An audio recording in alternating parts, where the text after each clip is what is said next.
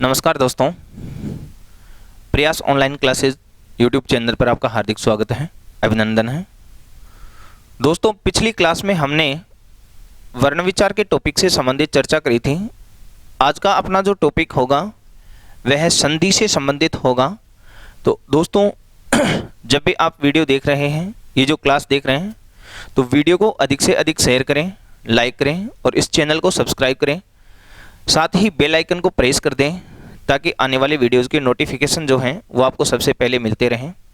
तो दोस्तों, चलिए अधिक समय न गवाते हुए हम आगे बढ़ते हैं अपने इस क्लास पर। तो आज का जो अपना टॉपिक है वह है संधि। आज हम बात करेंगे संधि की। सबसे पहले तो मैं आपके लिए ये बता दूं जानकारी हेतु कि जैसे आपने सबने पाठ्यक्रम पढ़ रखा है, चाहे आप लेवल फर्स्ट की तैयारी करें या लेवल सेकंड की तैयारी कर रहे हैं, संधि से संबंधित आपके रीट में जो प्रश्न आते हैं वे 2 प्रश्न आएंगे। तो ग्रामर के जो व्याकरण से संबंधित अपन ग्रामर की जो बात कर रहे हैं उसमें रीट में जो 15 प्रश्न आ रहे हैं, उन 15 प्रश्नों में 2 प्रश्न आपके संधि के होंगे, जो कि एक प्रश्न गद्यांश से होगा और एक प्रश्न पद्यांश से होगा। तो चलिए अब हम बात करते हैं आज संधि की। तो संधि की हम बात करें तो सबसे पहले हम बात करते हैं व्युत्पत्ति कि संधि शब्द है उसकी व्युत्पत्ति की हम बात कर लेते हैं कि संधि शब्द कैसे बना है। तो ध्यान दें, संधि शब्द की यदि हम व्युत्पत्ति की बात करें तो संधि शब्द में सम तो यहां उपसर्ग है, उसके बाद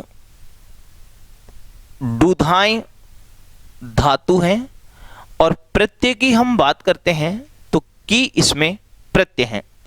सम उपसर्ग पूर्वक डूधाय धातु में की प्रत्यय के योग से जो शब्द बनता है वह है अपना संधि, जिसके शाब्दिक अर्थ की यदि हम बात करें तो हम कह सकते हैं मेल।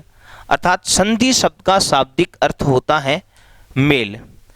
उसके बाद अगर हम इसकी परिभाषा की बात करते हैं, परिभाषा कि संधि शब्द की परिभाषा क्या है, तो आप ऐसे कह सकते हैं वर्ण संधानम संधि। वर्ण संधानम संधि, ये संधि की परिभाषा है। वर्ण संधानम, वर्णों के मेल को संधि कहते हैं कि दोस्तों वर्णों का जहां मेल होता है उसी मेल को हम क्या नाम देते हैं? संधि नाम देते हैं।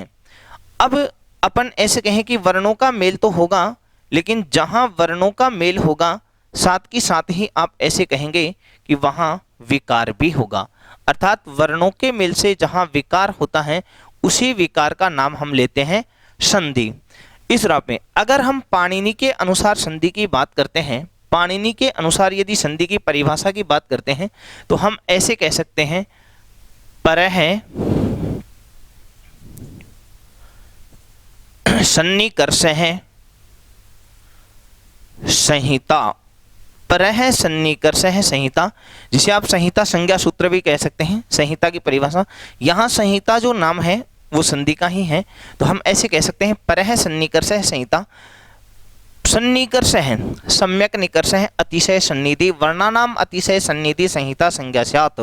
अर्थात वर्णों की यहाँ जो सन्निकर्ष शब्द दे रखा है उसका शाब्दिक अर्थ है अत्यधिक निकटता, कि वर्णों की जहाँ अत्यधिक निकटता होती है और फिर जो विकार होता है उसी को हम नाम देते हैं संहिता या संधि। जैसे कोई एग्जाम्पल लेते हैं हम, अपने पास एक उदाहरण है, जैसे कि अपने पास ये शब्द आ गया, एक तो सुधि और दूसरा अपन ले लेते हैं उपास्य। सुधि धन उपास्य अपने पास ये उदाहरण है। तो आप यहाँ देख रहे हैं कि इस सुधि के अंत में जो वर्ण है वह है दीर्घ ई और उपास्य के आरंभ में जो वर्ण है वह है उ। तो ये जो 2 वर्ण हैं इनमें ये जो अपने धन का चिन्ह लगा रखा है, मतलब ये मेल का चिन्ह है कि 2 वर्ण आपस में यहाँ मिलेंगे और जैसे ही इनका मेल होता है तो ये जो ई वर्ण है इसके स्थान पर जो नया आदेश हो रहा है वो यह हो रहा है और दोनों के मेल से अपने पास शब्द बन गया शुद्धोपास्य। शुद्धोपास्य इसका मतलब आप यहां देखें कि यहां जो धकार में ई था उसके स्थान पर अपन ने ये कर दिया, तो ये विकार है। तो वर्णों के मेल से जहां विकार हुआ है उसी विकार का नाम हम क्या ले रहे हैं, संधि ले रहे हैं। ये तो रही दोस्तों बात संधि की व्युत्पत्ति और परिभाषा की। फिर उसके बाद हम चर्चा ऐसे करते हैं कि संधि के भेदों को लेकर यदि हम बात करें कि संधि के भेद की, कि संधि के भेद कितने होते हैं, तो प्रायः हमारा उत्तर ये होगा कि संधि के 3 भेद होते हैं, अर्थात संधि 3 प्रकार की होती है। तो जहां हम भेद की बात करेंगे कि संधि के भेद, तो भेद की आप बात करते हैं तो आप ऐसे कह सकते हैं त्रिय हैं, या आप ऐसे कह सकते हैं संधि त्रिधा, मतलब संधि कतिधा, संधि त्रिधा, संदेह कति भेदा, तो आप ऐसे कैसे हैं संदेह त्रयः भेदा, संधि के 3 भेद हैं। मतलब संधि के भेदों की हम बात करें तो संधि के भेद कितने हो गए, 3। अब जो 3 भेद हैं वे कौन कौन से हैं, तो इसके लिए सबसे पहले तो अपन ये कह सकते हैं स्वर संधि, आप ये कह सकते हैं एक भेद तो है पहला तो स्वर संधि। स्वर संधि के अगर हम दूसरी बात करें तो जैसे अपन ने कहा था कि स्वरों को अच का नाम भी दिया जाता है, तो आप इसको ऐसे कह सकते हैं अच संधि। उसके बाद नंबर 2 की बात करें तो हम कह सकते हैं व्यंजन संधि। व्यंजन को हम हल का नाम भी देते हैं, तो इसी संधि का दूसरा नाम हम ऐसे कह सकते हैं हल संधि। और फिर तीसरा जो है इसका भेद उसे हम नाम देंगे विसर्ग संधि। इस आधार पर तो संधि के अपन ने भेद करे, संधि के भेद अपन ने बात करी कि संधि के भेदों की कि अपन ने 3 भेद माने हैं, स्वर संधि, व्यंजन संधि और विसर्ग संधि। स्वर संधि का दूसरा नाम हमने लिया अच संधि, उसके बाद व्यंजन का दूसरा नाम लिया हल संधि। अब दोस्तों देखो कई बार ऐसी कंडीशन आती है कि हम संधि के भेद जब हम पढ़ लेते हैं, संधि से संबंधित हमारे पास कोई प्रश्न आता है और मान लीजिए आपको संधि विच्छेद पूछ लिया, संधि का नाम पूछ लिया, तो प्रायः क्या होता है कि हम शब्दों में संधि सही कर देते हैं, उनका लगभग विच्छेद भी कर लेते हैं, लेकिन जैसे ही संधि के नाम को लेकर के प्रश्न आता है तो हमें ऐसे दिखाई देता है कि सारी ही संधि एक समान से दिखाई देते हैं, पता नहीं चल पाता। तो आप क्या करें, किसी भी संधि का जब नाम ढूंढ रहे हैं तो देखो मैं आपको पहले ही बता रहा हूं, जो भी संधि हम पढ़ेंगे, चाहे स्वर संधि पढ़ें, चाहे व्यंजन संधि पढ़ें, चाहे विसर्ग संधि पढ़ें, आप ये ध्यान रखें कि संधि में जिसके स्थान पर विकार होता है, परिवर्तन होता है, जिस वर्ण के स्थान पर परिवर्तन हो रहा है संधि का वही नाम है। नहीं समझे? जैसे मान लीजिए स्वर के स्थान पर विकार हुआ है, स्वर के स्थान पर परिवर्तन हुआ है, तो आप उस संधि को कहेंगे स्वर संधि। यदि व्यंजन के स्थान पर परिवर्तन हुआ तो उस संधि को नाम देंगे आप व्यंजन संधि, और विसर्ग के स्थान पर यदि परिवर्तन हो रहा है तो उस संधि को नाम देंगे आप विसर्ग संधि। एक बार और, स्वर संधि में प्रायः विशेष परिस्थितियों को छोड़ करके स्वर संधि में अधिकांशतः स्वरों का ही परस्पर मेल होता है, इसलिए जहां स्वरों का परस्पर मेल हो और विकार जो हो रहा है वो भी स्वर के स्थान पर ही हो, तो उस संधि को हम नाम दे देते हैं कौन सा, स्वर संधि। स्वर और व्यंजन अथवा व्यंजन और स्वर या व्यंजन और व्यंजन आपस में मिल सकते हैं व्यंजन संधि में।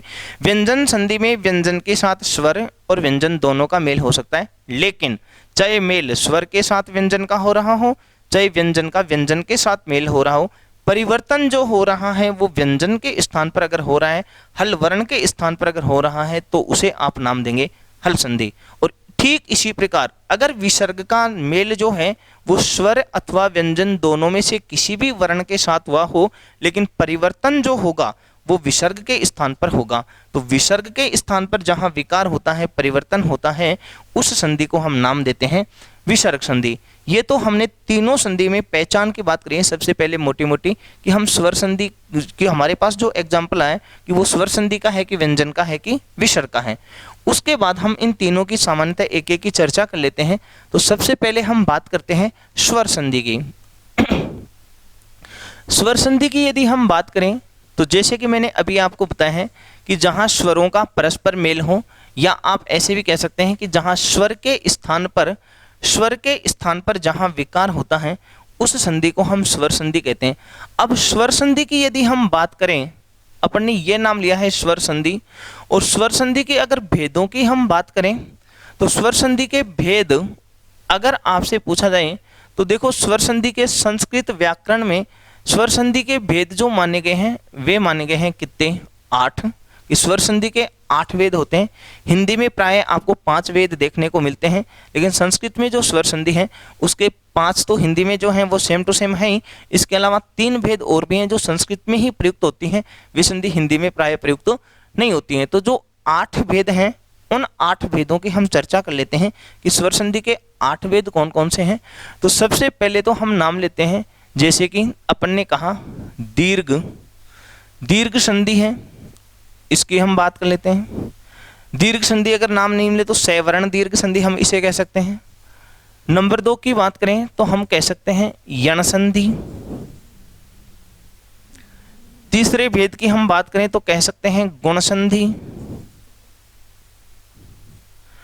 चौथे भेद की हम बात करें तो कह सकते हैं वृद्धि संधि। 5वें की यदि हम बात करें तो कह सकते हैं अयादि संधि। अयादि संधि ये भेद तो आपको हिंदी में भी देखने को मिलते हैं। उसके बाद हम जो 8 वेदों में 3 भेद और हैं जो संस्कृत की संधि हैं, हम उनकी चर्चा कर रहे हैं। तो उनमें आप जो 6वां वेद है वह कह सकते हैं पूर्व रूप संधि। उसके बाद में 7वां जो वेद है उसको हम कह सकते हैं पररूप संधि। और 8वां जो भेद है उसको आप नाम देंगे प्रकृति भाव। प्रकृति भाव संधि। सामान्यतः अपन स्वर संधि के ये 8 वेदों की चर्चा करते हैं। नंबर 1 दीर्घ संधि, या इसको आप नाम लेंगे सैवर्ण दीर्घ संधि। नंबर 2 यण संधि होगी। तीसरा गुण संधि। चौथा वृद्धि। 5वां अयादि। 6वां पूर्व रूप। 7वां पर रूप और 8वां प्रकृति भाव। ये स्वर संधि के 8 वेद हैं।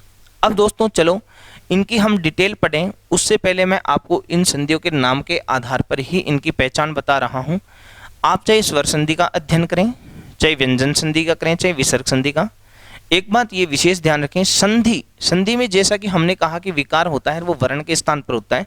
तो जहाँ वर्णों में मेल और विकार हो रहा हो तो विकार के बाद में जो नया वर्ण बनता है, विकार होने से जो नवीन वर्ण होता है, चाहे वो आदेश के रूप में हो रहा हो चाहे वो आगम के रूप में हो रहा हो, तो आदेश, आगम या एक आदेश किसी भी रूप में जिस वर्ण का आगमन होता है उसी वर्ण के आधार पर यहाँ संधि का नाम होता है।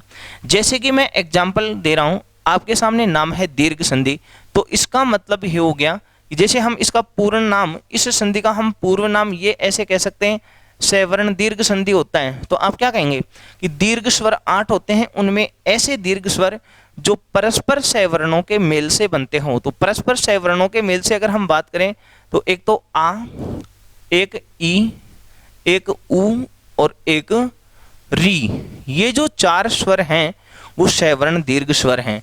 इसका मतलब क्या हुआ, दीर्घ संधि में आ, ई, उ या री ये 4 वर्ण ही बनेंगे। अगर इन 4 के अलावा अगर 5वां बन रहा है तो इसका मतलब ये हुआ कि वो सैवर्ण दीर्घ संधि तो नहीं है।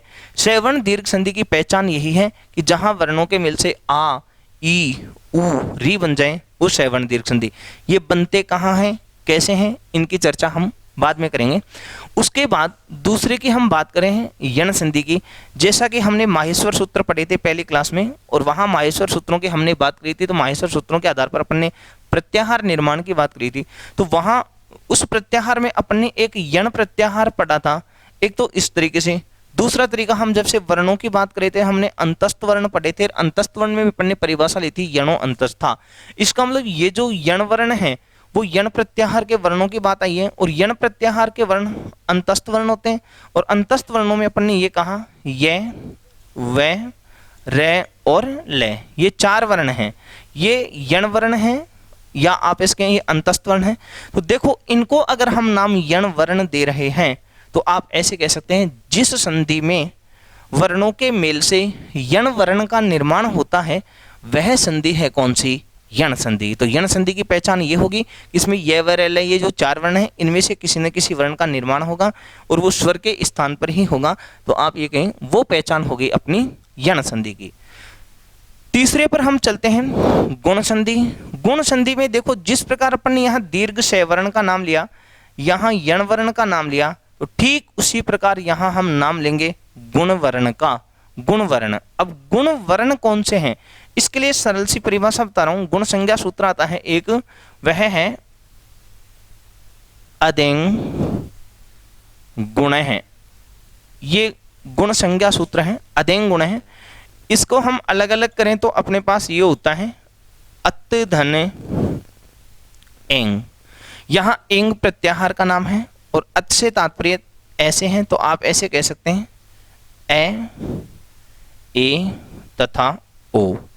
ये जो तीनों वर्ण हैं इन तीनों वर्णों की गुण संज्ञा होती है। और गुण संज्ञा हो रही है तो इसका मतलब आप सरल भाषा में ऐसे कह दो कि ये तीनों वर्ण ही कौन से वर्ण हैं, गुण वर्ण हैं। तो गुण संधि में इन वर्णों का निर्माण होता है। अब यहाँ हम ए और ओ को तो प्राय देखते हैं, लेकिन ए जो है वो अकेला न आकर उरण रप्रय से रे प्रत्याहार के वर्ण रे, एक तो रे और एक रे ही प्रत्याहार का वर्ण है ले, तो रे और ले जुड़ करके प्रयुक्त होता है अर और अल। तो सरल भाषा में अगर मोटी मोटी चर्चा हम करें तो आप ऐसे कह सकते हैं कि जो गुण संधि है उस गुण संधि में जो नया वर्ण बनेगा वो गुण वर्ण बनेगा। और गुण वर्ण की यदि हम बात करें तो गुण वर्ण इस रूप में होगा, या तो बनेगा ए फिर या बनेगा ओ, ये हो गए। ठीक इसी प्रकार यदि हम ए वर्ण की बात करें थे कि ए भी तो गुण वर्ण है, लेकिन ए के साथ रे प्रत्याहार के जो वर्ण है रे और ले ये जुड़ करके प्रयुक्त होंगे। तो इस प्रकार अपनी पहचान ये होगी कि जहां वर्णों के मेल से ए ओ अर और अल इन चारों में से किसी एक का निर्माण हो रहा है उस संधि को आप नाम देंगे गुण संधि। ठीक इसी प्रकार हम आगे बात करते हैं वृद्धि संधि की।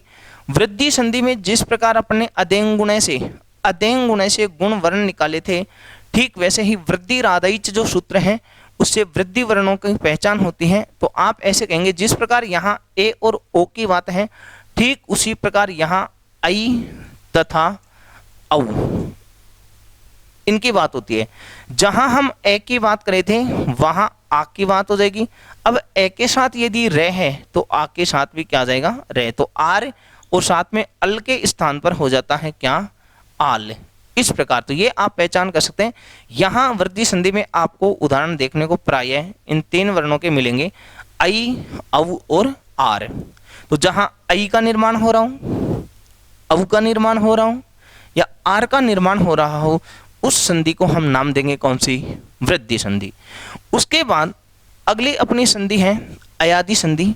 जैसा कि इसी के नाम में परिभाषा छुपी है, आप यहां से विच्छेद करते हैं तो आपके सामने ऐसे आएगा अय आदि, आदि यानी ऐसे और भी अनेक। तो अय के समान इसके सजातीय जो है अय के समान और भी जो आदेश होते हैं उस संधि को हम कहते हैं अयादि संधि। सर ऐसे और कौन से हो सकते हैं, तो आप ये ध्यान करें अय के साथ में तो बनता है अव, और ठीक इसी प्रकार आय जो है इसी के समानांतर बनता है कौन, आव। तो आप ऐसे कहेंगे कि जहां अय अव आयो अथवा आव इनमें से किसी वर्ण का जहां निर्माण हो रहा है विकार के रूप में अय अव आय आव वर्ण आ रहे हैं, तो उस संधि को आप नाम देंगे अयादि संधि। तो ये 5 संधि अपने प्राय हिंदी में भी हमें देखने को मिलती हैं। जो मैं पहचान बता रहा हूँ इनकी डिटेल से हम चर्चा करेंगे। अभी हम पहचान कर रहे हैं कि कौन सी संधि में कौन सा वर्ण है, किस वर्ण के आधार पर हम कौन सी संधि का नाम निकालें। जैसा कि मैंने अभी आपको ये बताया कि संधि का जो हम नाम पढ़ रहे हैं वह वर्ण का ही नाम समझ लीजिए कि अर्थात उसी वर्ण के आधार पर उस संधि का नाम निर्धारित किया गया है।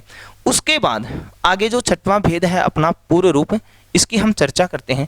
तो दोस्तों जैसे अभी थोड़ी देर पहले अपन ने ये कहा परिभाषा में कि वर्णों के मेल को हम संधि कहते हैं। अगर वर्णों के हम मेल को संधि करें तो कम से कम 2 वर्ण होंगे जो आपस में मिलेंगे, उन्हीं के मेल से जो विकार होगा उसको हम संधि का नाम दे रहे हैं। तो यहाँ नाम लिखा है पूर्व और इसका विपरीत कर दो, यहाँ नाम लिखा है पर।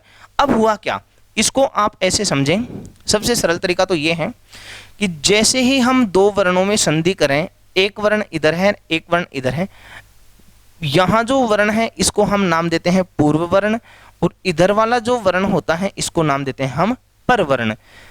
जहां हम वर्णों में मेल करें, संधि करें, उससे पहले वाले वर्ण को हम पूर्व वर्ण कहते हैं, तो बाद वाले वर्ण को हम पर वर्ण कहते हैं। तो हुआ क्या, जब दोनों वर्ण आपस में मिल जाएं और दोनों के स्थान पर पूर्व वर्ण ही शेष रहे, दोनों मिले लेकिन शेष जो रहे वो पहले वाला रहे दोनों के स्थान पर, तो पूर्व वर्ण शेष जहां रहता है उसको तो आप नाम देते हैं पूर्व रूप संधि।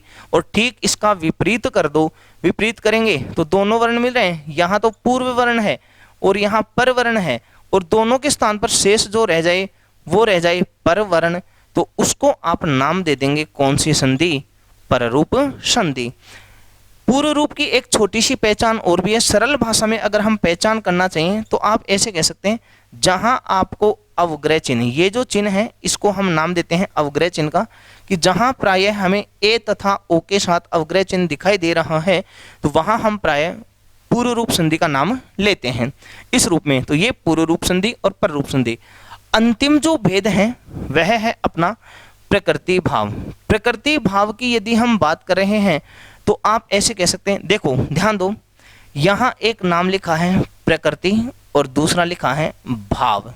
प्रकृति का मतलब है मूल स्थिति, मूल भाव, अर्थात मूल स्थिति का ही रहना या होना। मतलब आप ऐसे करें कि जब हम संधि कर रहे हैं तो संधि से पहले, संधि करने से पहले मतलब विच्छेद में, संधि से पहले जो स्थिति थी, फिर संधि करने के बाद जो नया विकार हो उसमें ज्यों की त्यों वही स्थिति वापस आ जाए, या तो ऐसे समझ लो, या अपन कहेंगे संधि युक्त पद में जो स्थिति है जैसे ही हम विच्छेद करें, विच्छेद के समय वही स्थिति वापस आ जाए। मतलब आप सरल भाषा में करें, संधि युक्त शब्द में और संधि विच्छेद में दोनों में जहां एक समान स्थिति रहती है उस संधि को प्रायः हम नाम दे सकते हैं कौन सी, प्रकृति भाव।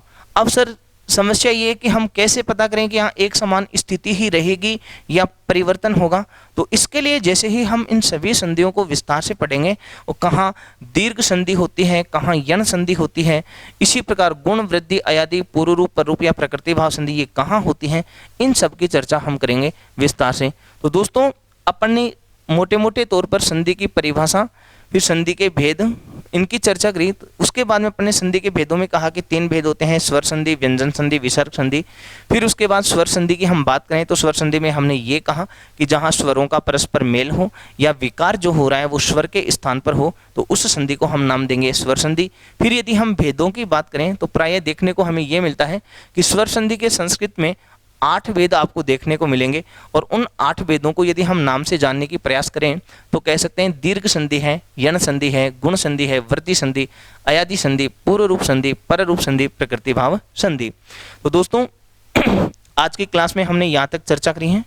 अगली अपनी जो क्लास होगी उस क्लास में हम इन सभी संधियों की विस्तार से चर्चा करेंगे। आपको जहाँ पर भी डाउट हो कमेंट बॉक्स में अपने डाउट लिखें, कमेंट लिखें। वीडियो को अधिक से अधिक शेयर करें, लाइक ज़रूर करें, साथ ही चैनल को सब्सक्राइब करें, बेल आइकन को अवश्य प्रेस कर दें जिससे कि आने वाले वीडियो का नोटिफिकेशन आपको मिल जाए। जय हिंद, जय भारत।